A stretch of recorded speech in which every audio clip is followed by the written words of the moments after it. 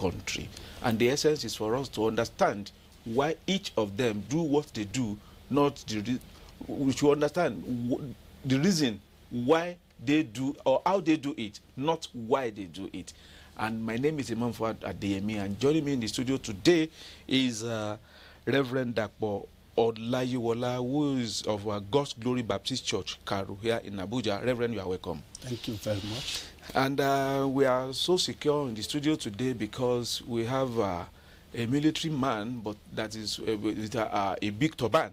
He is Imam Gidado Taufik Mikdad, is the Director of Islamic Affairs and the Chief Imam, Nigerian Navy. You are welcome, Imam. Thank you very much, sir. You can see that we're actually covered. At least we have, for the first time, we're having a military man that is joining us. So we thank you.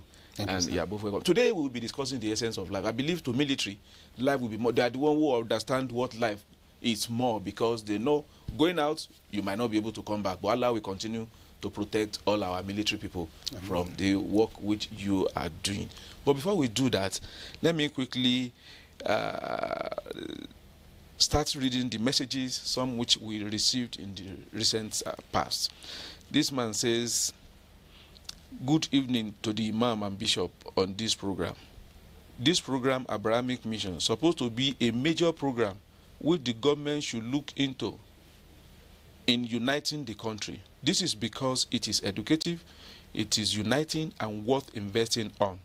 If only this can extend to other stations and be translated into Wazobia languages, it will go a long way in making us Muslim and Christian see each other as one.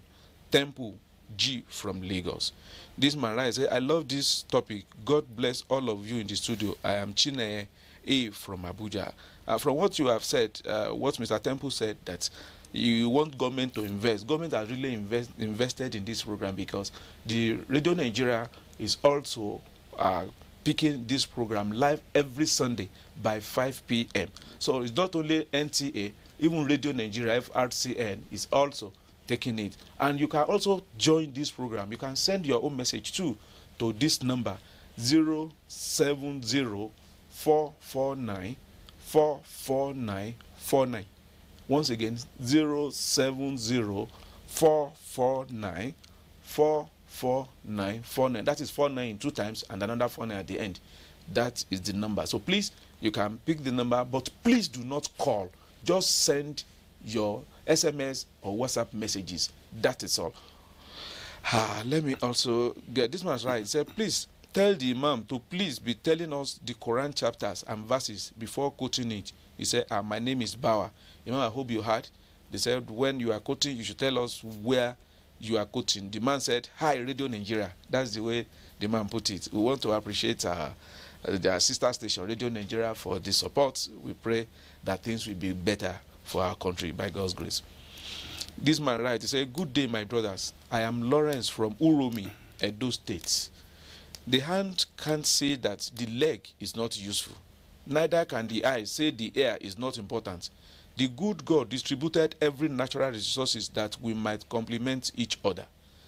I don't know how you get that. It's highly philosophical. This man said, "I am a lover and a follower NTA Religious Tolerance Program, Abrahamic Mission. I missed episode because of my inability to remember the time. Please help me with the time. Lawrence, Uromi, Edo State." Okay, the timing of this program is 11:30 to 12:30 every Friday in the night. 11:30 to 12:30, and the repeat episode is every Sunday by 5 p.m. And that is the one the Radio Nigeria is also joining, so that you can also. So when you are listening to it, especially on Sunday, please call your friend wherever they are, even when they don't have light. If they are from the remote area, when there is no even electricity, they will have transistor radio. By 5 p.m., tell them to join and be part of this. This man writes, he says, "Good evening. This is the third time I'm opportune to listen and watch this program. And I want to commend you people for the good work. I am really enjoying the program and the topic. Keep it up, please. My name is Ugo Festus Sunny Best, testing from Ijagbagi in Niger State." This man writes, "Bishop and Imam, good evening, sir. Thank you for speaking out. But, sirs, don't you think the horse has bolted before you are closing the door? My prayer is that God will help you to tackle those who are hell-bent in destroying the nation through their actions. Did you get that? This man says, thank you for this program. Imam, it's socializing and educating our minds against sentiments. Unity must adherence to lay down agreements of the parties concerned. We may be different in ideas, color, and culture, but agree with laid down agreements. Why are we living in disagreement? We are living in discourse because everyone wants to beat the laid down agreement to favor the sentiment, favoritism, until we go back to drawing board and allow meritocracy to fully take charge. It is there unity will have a place to stay, by Olakunle Augustine. Have another one. Say, good afternoon. I am Rabiu Muhammad from Katsina. I think if my fellow Nigerians are watching this wonderful program, there wouldn't be any kind of conflict because of religious differences or tribals. I hope that will be the end of any crisis that we are having in our great Nigeria. He said, thank you all. This man right, he said, please, I have a question. That what can make this country to be more peaceful and united is in the hand of women. Tell them to be doing their role very well, especially at the other room. He said, you should help us talk to women. He said, my name is Rimande Joshua from NTA. I don't know which NTA, but he said it's from NTA. Did you hear that? He said, you tell the women. So, of course, we tell the women that they should play their role well at the other room. It's very important for a coexistence in the country, for peaceful experience in the country. Women, do your role well. Do we have it from the religion? Let me even ask you. I mean, religion has a balancing. Okay. As a place for women to have their role, they should just have the good understanding of their role, and they should do it accordingly. Okay, Imam. Well, the truth of the matter is that men and women are complementary. So God created the men to perform roles, and God created women to perform roles. Okay. Each of the roles that both parties have to play are complementary. So no one is actually superior. It is just that a man could be the Minister of External Affairs and a woman is the Minister of Internal Affairs. Both are important, two sides of the coin, so no difference. Okay, we will actually discuss this on a particular day. Okay. This man, I say, please, this program be known, please make this program to be known to all Nigerians. The problem that Nigerians are passing through today is political tribalism. My name is Collins. This man said, may Almighty always be with you and inculcate more wisdom to you. May God bless our country, Nigeria. The issue or problem of this country is that those who are leading, they never believe we are one. They never believe in unity because they benefit from division for their selfish purpose. Say, you are doing a great work on this program. How I wish people will devote time and listen to it always. Let me see. The man say, good evening all. I'm watching your program from Enugu State. It's so inspiring. Good afternoon, sir. I think the only problem Nigeria is facing is lack of respect for one another. Thanks from God Save Kashi of Plateau State. I don't know whether that one is a name of a place. This man said, good evening, sir. What is the real meaning of Allah? Now, which language word? My regards, Emiaso. I think he's talking to Imam. Which language? What is the real meaning of Allah, and which language is it? Yes, Allah is an Arabic language, which means God in English. And if you can go a little bit tribal, the dialect, in Yoruba you call it Eledumare. In Hausa you call Ubangiji. In Igbo you call Chineke. And you call Ojo, Abasi, and other languages the same name. I think the problem is that many people believe that Allah is a private God of the Muslims, and it's not true. Okay. Because there are, for example, there are Arab Christians. Arab Christians call God Allah. Yes, that's true. So it is Allah in Arabic, is God in English. It's Eledumare in Yoruba. It's the same thing. So there's no difference between Allah and God and whatever, except maybe somebody wants to be myopic in his interpretation and comments. Then that can be a little bit circumvented at that level. No, I think I will agree with you, because you said they're Arab Christian. So when they want to refer to God, they say Allah. Definitely is Allah. Yes. So meaning that it's not, I'm happy that I even use it.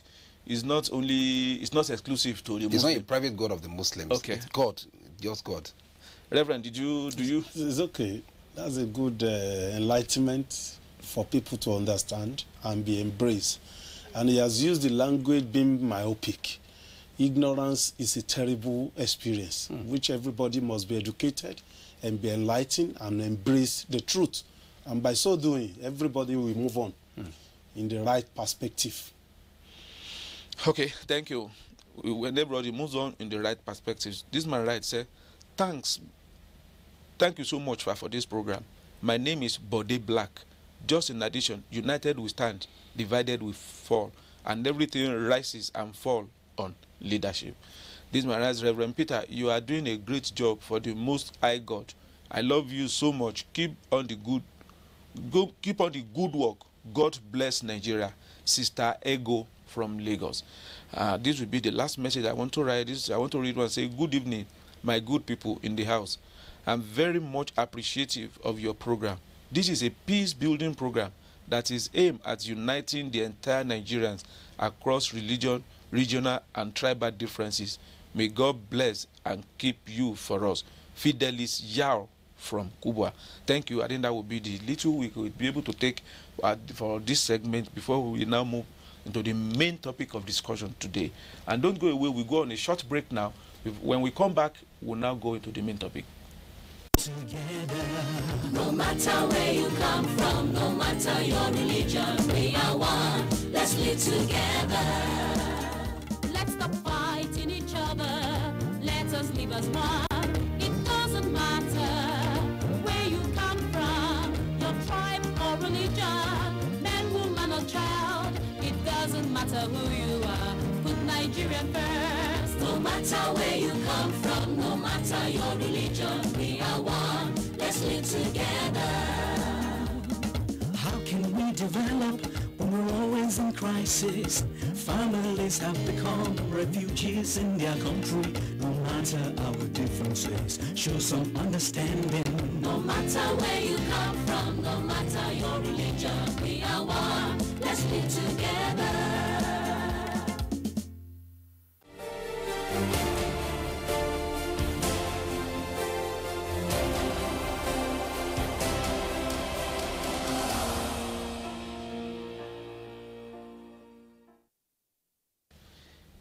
Yeah, welcome back. If you are just joining us, this is Abrahamic Mission. And today we are discussing the essence of life. And joining me in the studio to discuss it is one big military man, Navy Captain Gidado Taufik, who is the Chief Imam and Director of Islamic Affairs of Nigerian Navy. Navy Captain, so let me correct myself this time around. You are welcome. Thank you very much, sir. And also we have our own Reverend Akwola Iwola, who is of God's Glory Baptist Church here in Karo, Abuja. Reverend, you are welcome once again. With all pleasure, sir.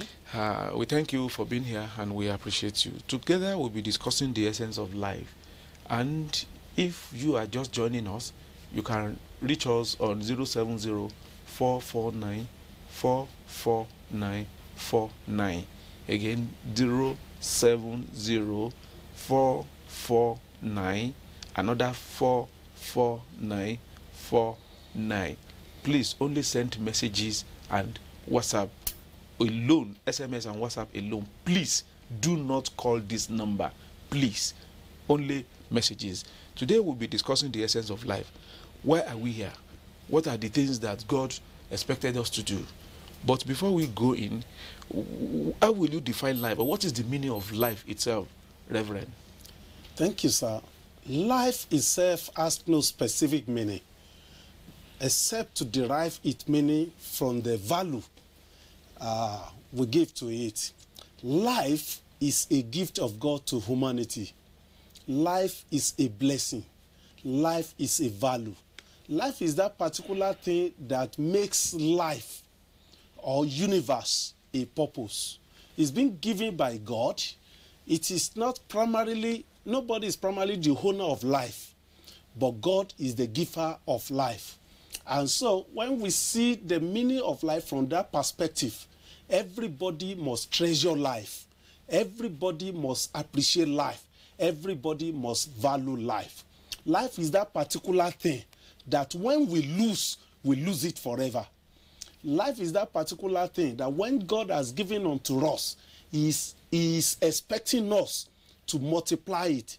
He's expecting us to embrace it. He's expecting us to reproduce it and not to kill it. Life is so much important in every facet of woman's endeavor. It is life that sustains the universe. It is life that upholds the universe. It is life that promotes the universe. And so life is that particular thing that nobody can be proud about except those particular people that get the concept why life is given, which is to promote it, to sustain it, to make people around understand the purpose of life by touching one another and making life meaningful to one another. Imam, thank you, this sir. is a very good one. Thank you, sir. Life is a totality of human existence, or existence. It is the interaction we have with the cosmos around us. The cosmos, by cosmos I mean the human nature, the animal, the birds, the fishes in the water, the space, the galaxies, the clusters of galaxies, the nebulous bodies, including the suprasensible world. Now, this interaction, like my very reverend had just highlighted, is the design of God Almighty. You know, Allah has created life for the purpose of making it fruitful, so that the value of life could be realized from the nature or the way we live it. For example, life is not just a human being existing in isolation. You interface with other people. So life is that, what kind of interface you have, what kind of interaction do you have, for example, with your environment, your neighbors, your people, the people you work at a workplace, even some people that you meet for the first time in your entirety, and you may not meet them again. So life is that impact they're able to transmit, right, to someone else, that, oh, I have really been enlivened because of my meeting with this person. For example, can you live without breathing? So when you sniff air out of someone, we say you deny the person existing life. So now, using air as a reference point, everything that someone needs to have a totality of human experience, that is life. So to deny that person is a criminal offense, not only in the eyes of human being, but also a criminal offense in the sight of God. A criminal offense in that of God. If you now look at it, you have, I think, broadened the concept of life to include every other things, the galaxy, the stars, the animals, the environment. But now there should be a kind of relationship and coordination between all these things that you have mentioned. Man as one, animals are other things that have life, probably trees as one. What can we, was there any relationship between them? And you've mentioned it actually, man and his environment. I want to take environment to mean all other things. Besides, is there any relationship with that? But I don't want to waste our time in that area, because I just want a clarity. Okay, the relationship between that is that we all emanate from the same source. And that source is Allah, God Almighty. That the source of existence is God. And that is why, to go a little bit definitive, you don't say God is alive. No, we human beings are alive. But God is life in us, without which we can't live. Right? Alive means you were in a state of non-existent, now you are in existence. But the life, that's going to say, who will hide you? He is the living. La ilaha illahu, there is none like unto him. You see, it shows that the source of life itself is God. We get life, it makes us to be alive. Now, the relationship between us and other things that God has created is that we are all from the same source, and it has a purpose. If I may go a little further into the scripture, in Quran chapter 51, verses 54 to 56, or 57 rather, it says, وَمَا خَلَقْتُ الْجِنَّ وَالْإِنسَ إِلَّا لِيَعْبُدُونَ. God says, I have only created the mankind and the jinn kind, which means the visible existence. Yes, that's what I'm saying. The visible existence. Because on the earth's surface, we need to understand on the earth's surface, human existence is not the only existence. That was why I mentioned the suprasensible world. There are existences that our eyes cannot see. And that is why it's possible for a magician to perform magic. Because the magician is using the suprasensible world to influence the corporeal world. So but God says he has created those existences that we can see corporeally, and jinn, the existence that we cannot see corporeally. Illa liya'budun, except for the purpose of worship. By worship, it means the totality, everything that you do to seek the countenance of God. Okay. I don't know if I could go to that extent. I know. You know, the countenance of God meaning, you are doing it not for self-praise. When you feed me with food, not because I should thank you, you have done it for God's sake. When you give me water to drink, not because I should come back the next day and tell you thank you, you have done it for God's sake. When you give me a lift, it's raining, and you saw me by the roadside without minding who I am, where I'm going to, what is my mission, you say, come on, let me give you a lift. What you have done is worship. And a lot of us, we misconstrue worship. Please, we will get there. Okay. We will get there, because we have a lot of grandsters. I want Reverend to look at it, what he has just said. I mean, relationship between man and his environment. Yes, it's a concept of ecology. Man must just understand that God created us to be founded in a certain environment. And the environment must not go in extinction. It must be maintained, it must be protected, it must be ruled over in such a way that God, the creator of the universe, will be glad about it. I think I like that. It must be maintained, it must be protected, so that the creator will be glad about it. Then it's one that take me to the next question. We are here now as human beings, as all those things. Was there any purpose for that? Why men we are alive, why we are here? We were just created to come and be doing whatever we like? Oh no. Why are we here? That's just the question I'm trying to ask. Thank you, sir. There is a manual given by God by which every man must live and live right. In Christianity, it is Bible. Okay. In Islam, it is Quran. When we study this manual given by God very well, it is expected of us to live a right life. You don't, by any virtue of position you find yourself, you don't, by any virtue of privilege you find yourself, and misbehave and rule over other one that is less privileged. Because we are social beings, and God has created us in such a way to give us life, to embrace one another, to make those who are not happy be happy, to make who are poor to be rich, in such a way that they will appreciate the value of life. And that's why I said the other time that life is given to us to be maintained, to be promoted, to be embraced. And everybody should appreciate the Creator by so doing.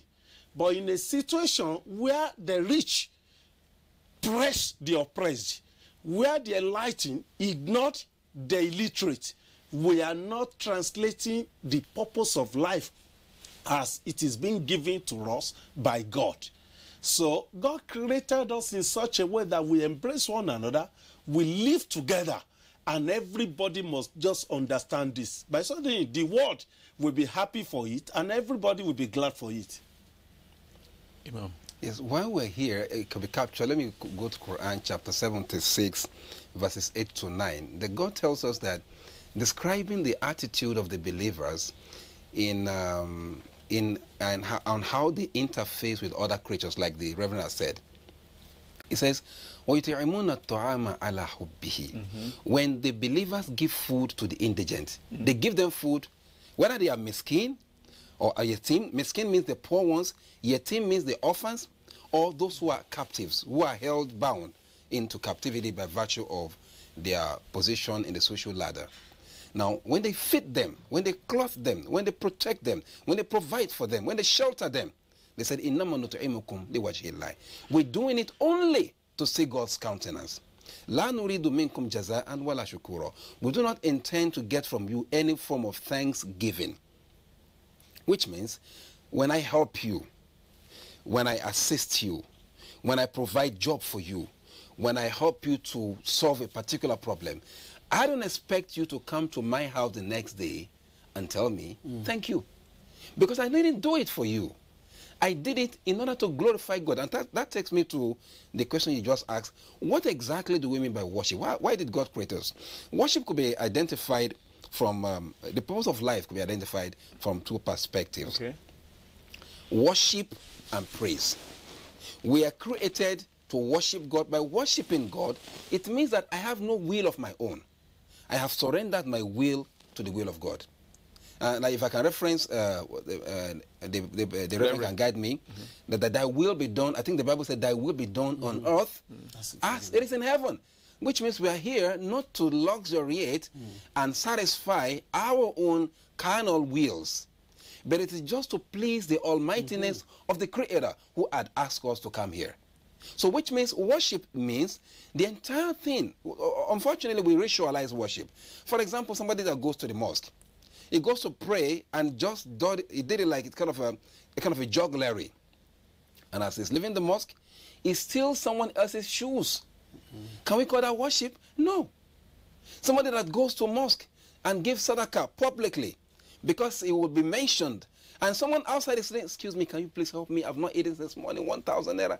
Say, I don't give people like you money. I don't have my name will be mentioned. That is not worship.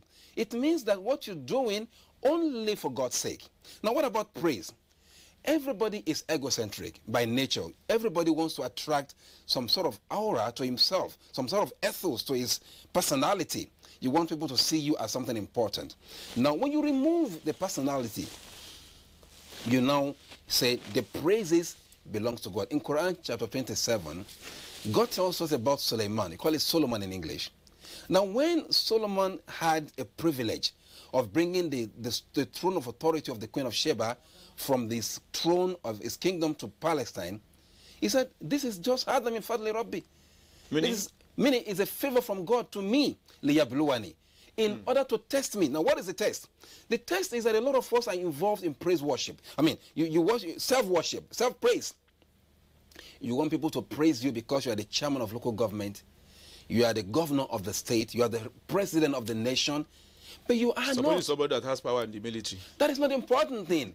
The important thing is that you have done it not because you want your name to be glorified or praised. And we put the signboard, I'm the one that did this. No. It has taken it away from the realm of the praises of God to self-praise.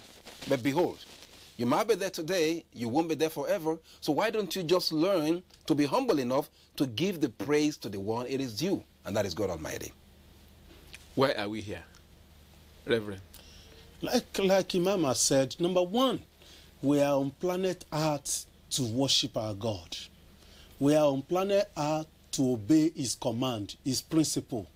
We are on planet Earth to follow the tenets of our religion. And like we have said time without number, we are on planet Earth to uphold the peace of the universe. It is of no reasonable idea that any individual at any angle is trying to pull a universe down. You release a virus, you release a bomb, you want to clamp down a society. No, that's not what we are here for. God gives life, and this life must be sustained. For once, everybody will be accountable for the life received from God. How we try to promote it. So we are here on planet Earth to make your neighbor be glad, to make society be peaceful. And so the tenets of our religion, the practices of our religion, the laws, the guidance principles of our religion must be followed to the letters. You don't have to, because you have life, you don't want to, you must not take another life. It doesn't make sense, because that is not the purpose. What about the one person's life, not just another life? It's even wrong.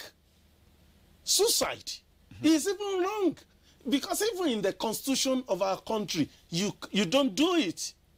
You don't do it. It simply implies that that life you claim to have does not belong to you. You can't rough and do it. If your own life you cannot take, how much more the life of another person? Yeah. No.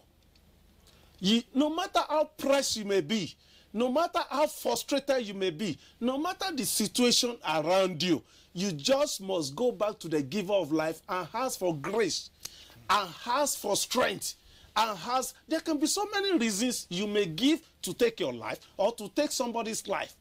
But those reasons are not tenable. Those reasons are not acceptable by the giver of life.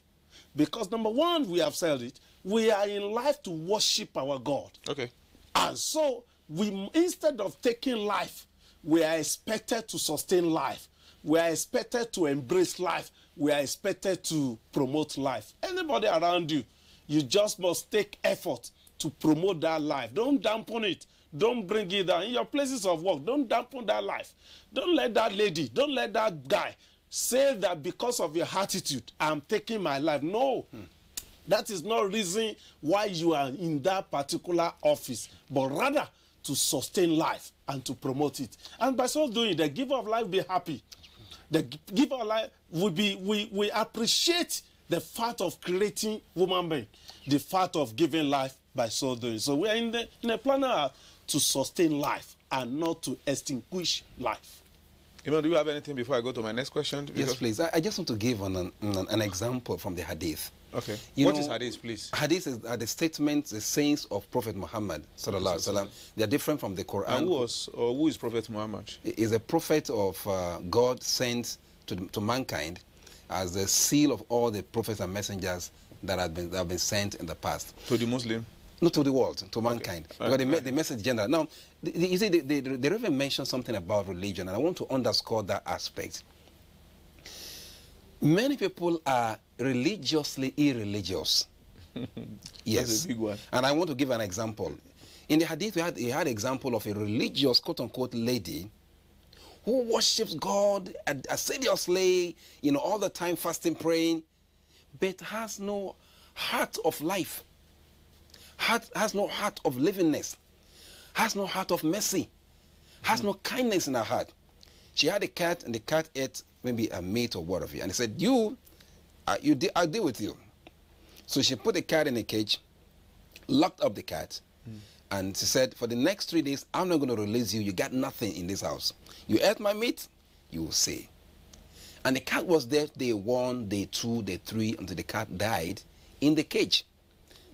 Now, this is a religious person, quote-unquote, but has no value for life. And the claim was, after all, it's just a cat, just a cat. That is irreligiously, being religiously irreligious. That's a big one. On the flip side, yes. On the flip side, you had a case of a woman whom every one of us, especially those who see themselves as a numero uno, or those who see themselves as holier than thou, you are speaking Latin. Numero uno means number one. That's what I'm saying. I know. I understand. I understand what I just said. Now, numero uno, they see themselves as the best of everything. Now, we will look at this kind of woman as being condemned to hell because she was a harlot, a prostitute, a professional prostitute. But she was walking one day and she saw a dog by an oasis, like a small well in the desert. The dog was by a well, could not enter it. And she said, what can I do to help this dog? So she removed her leather shoe, tied a rope around it, and put it in a well, brought out the shoe, cold as it was, fed the dog the water, the first, the second, until the dog's thirst was satisfied, and the dog went away. Now, she did it only her, not because of anybody, not because someone was there to tell her thank you. And she knew that the dog, of course, what can the dog do to thank you? The dog cannot say thank you. Can't say thank you. And for that reason, God became pleased with her. Thank you so much. I think we have to break it there. Fantastic. Because with merciful heart, God became pleased with her. With that, we'll go on a short break. Yes. When we come back, Reverend will react. The struggle for independence had been a long and tough one. Our founding fathers and compatriots sacrificed their comfort and even shed their blood. We cannot at this point in history afford to spirit away their sacrifices for immediate but temporary gains of today. Let us emphasize what unites and not what divides us. Working for the unity of purpose with a stronger vision for a better tomorrow. NTA, growing with the nation.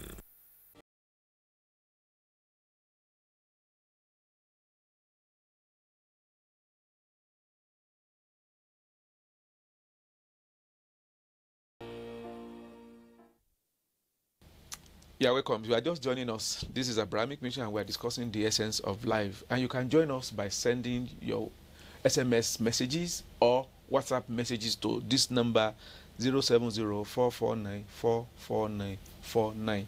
Again, 070-449-44949. Yeah, welcome. You are discussing something very, very interesting, but I will come back to Reverend now. You have said the essence of this life is for us to come and worship God. If I got the two of you right, yes. Is that what you said? Yep. So that I don't want to quote you Yes. out of context. Now, you have come to worship God. What about those who are looking for money? Are they still worshiping God?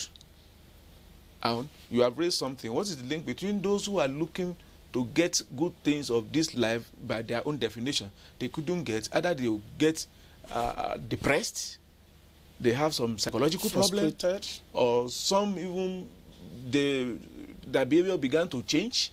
They do so many things because they could not get what they think they are looking for. Link that one with life and worship. Well, now the scripture tells us that nobody can receive anything from God except God has given it. So now there is no point in worshiping anything God has given unto you. Even including life we are talking about. You don't have to worship it, because this life can be taken by the Creator at any time.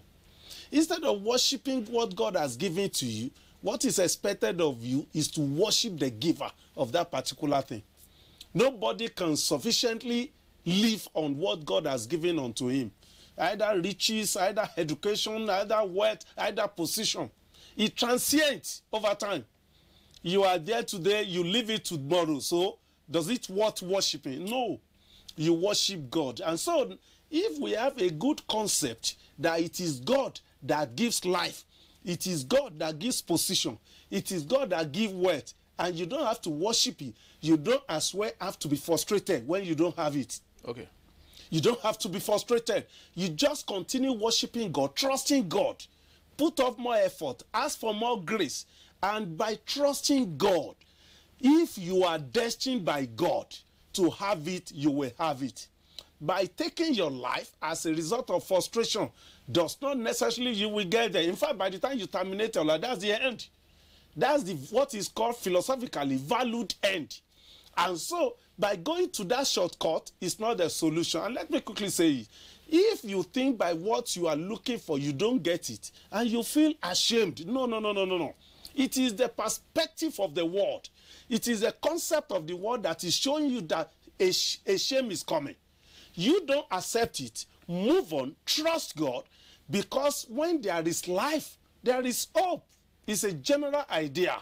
And we have seen so many people frustrated today. If I may have to tell you, as I'm telling you, I wrote YA 5 times. I've said it some times ago. Wrote YA 5 times. But I was not frustrated.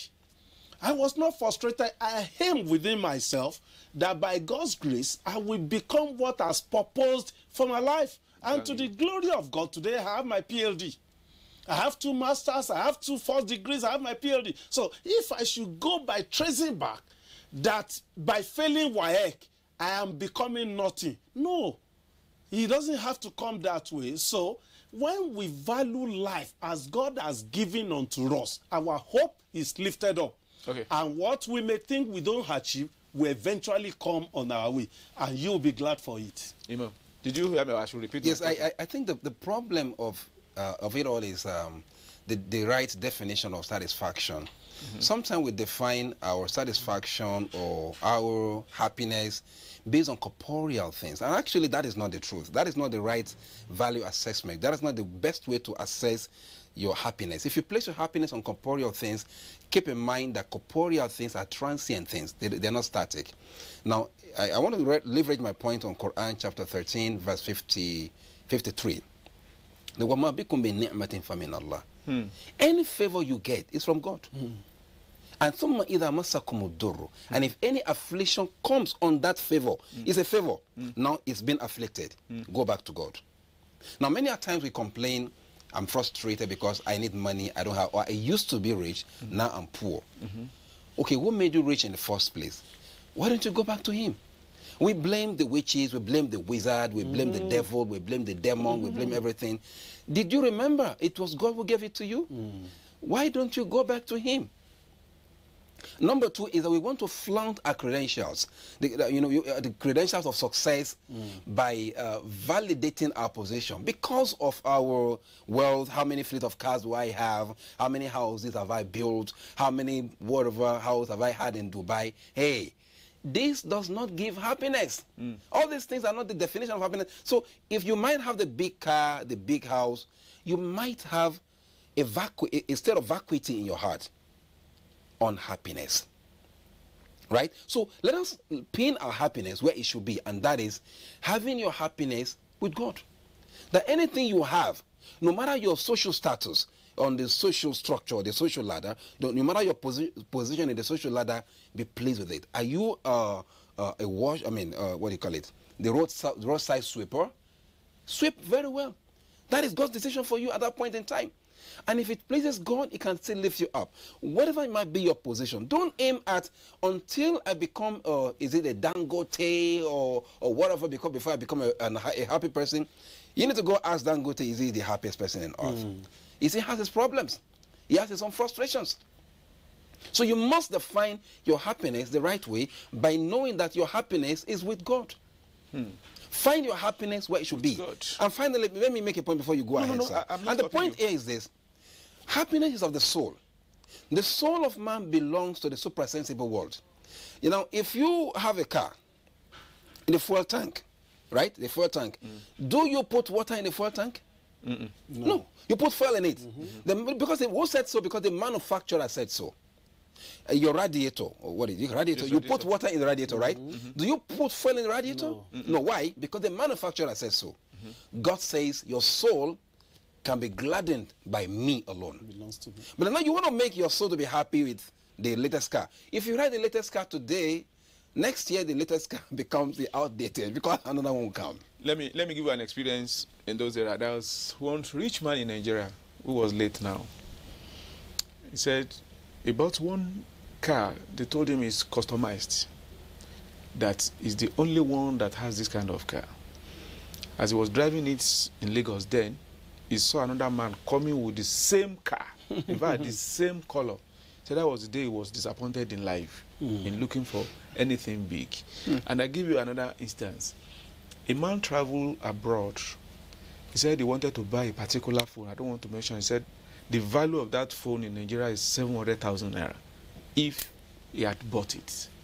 He now held the phone like this. He said 700,000 naira. What value am I going to get that the phone I'm using will not give me? He said he added some little money with it. He now went to where they're selling smaller phone.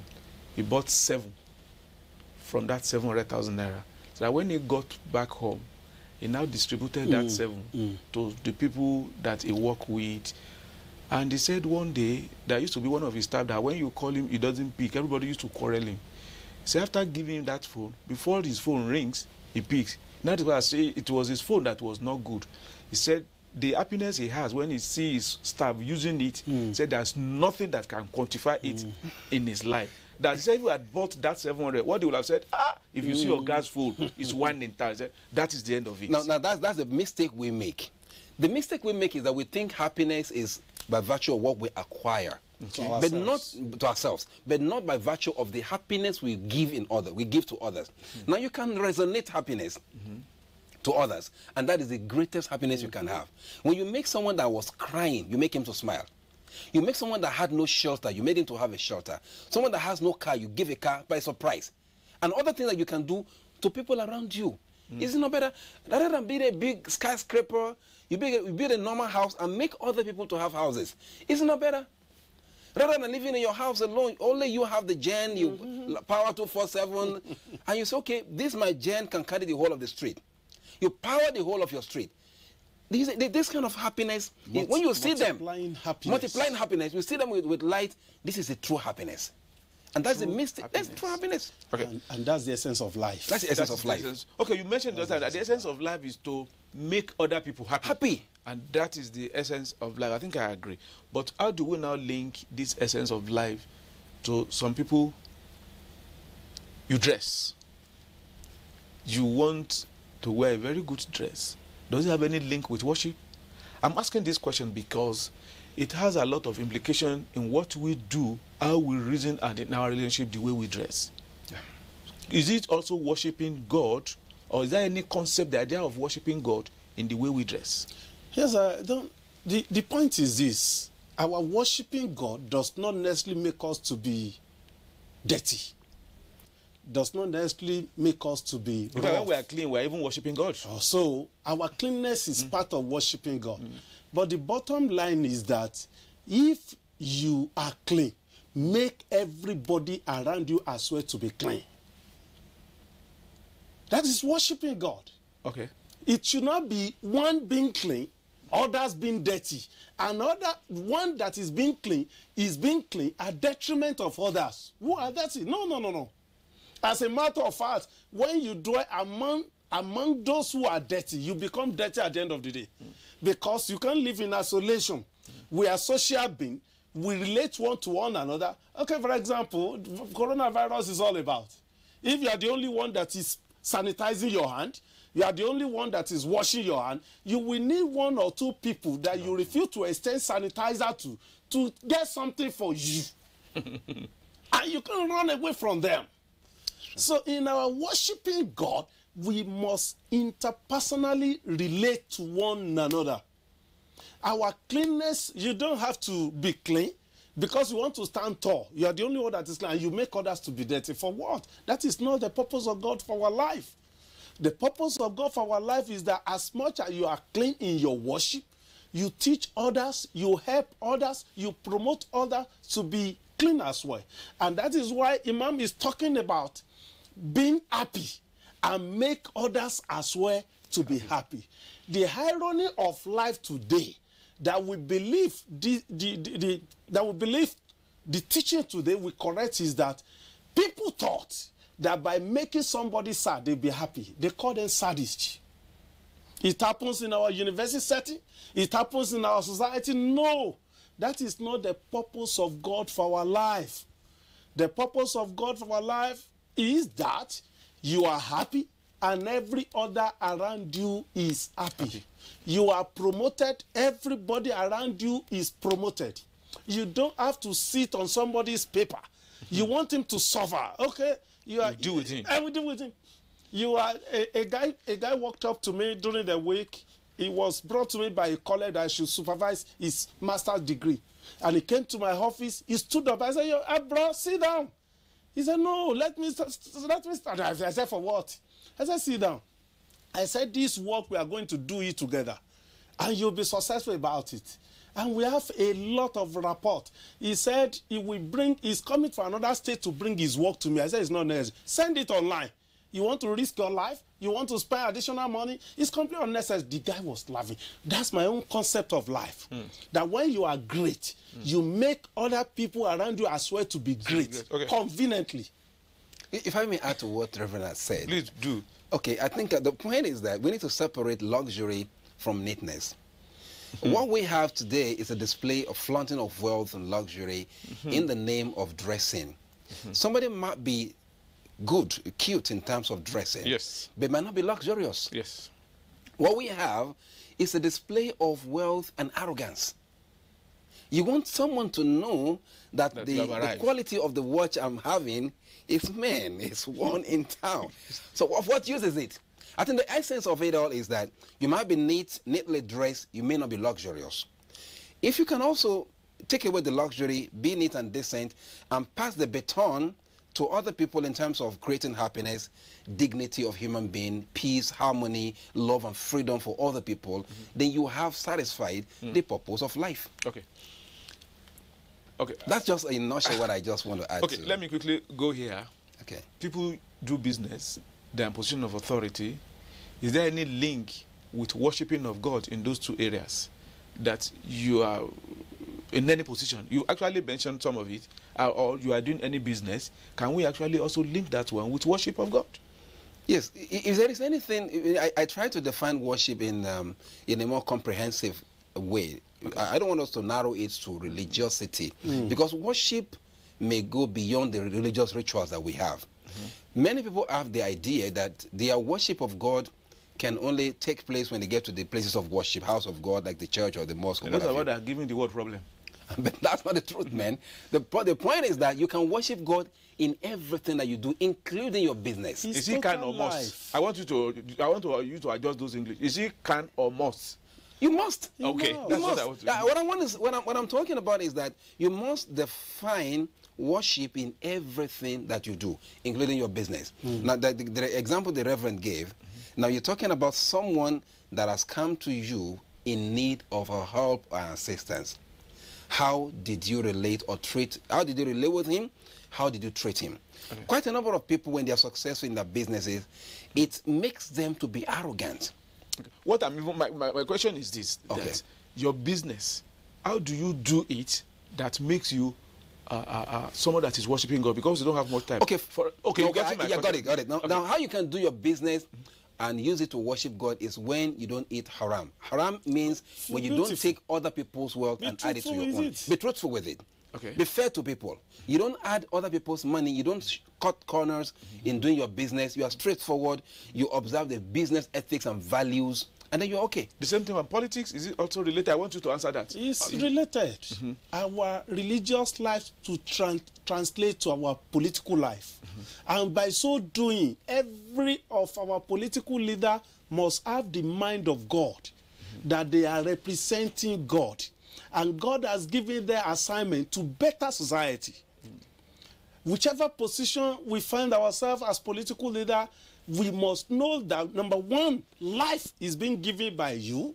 You are accountable for that life, and you must be responsible to sustain life. By so doing, any aspect of our political life, every aspect of our governance must be fair, there must be justice, there must be promotion of peace, joy to people. Okay. You don't surround yourself with security and try to feel that other people can live. No. Because God is in charge of the universe. God is in charge of I think that is the essence. God is in charge of the universe. And you have also, the two of you have told us that the essence here is to worship God. And worshiping God is pleasing Him. Exactly. And doing things that pleases Him is when you please the people around. That because one day will be one day, you will be lonely in your grave. No matter what, Imam, we don't have much time because I'm afraid of a soldier man, but we don't have time. Just one point. Okay. And that's talking to religious men. Okay. They call them men of God, right? But quite a number of so-called men of God are actually men of the devil. Okay. So let the so-called men of God understand life and not destroy it. So they don't make statements or inflammatory statements that destroys life to society or destroys life. Because if you make the statement in God's name, people believe you. They don't know you are not godly, you are only being devilish. Thank you so much. You have to be godly and don't be devilish. Thank you so much for being able to make time for this program. We thank you, we appreciate you. But I'm afraid I don't know how to invite a military man to come again. You know, I fear them so much because we were bloody civilians and we used to borrow them blood. So I thank you for being here. And Reverend, I appreciate you too. Until when we mix next time, this might be the end of today's program. My name is Imam Fuad Adeyemi saying bye-bye.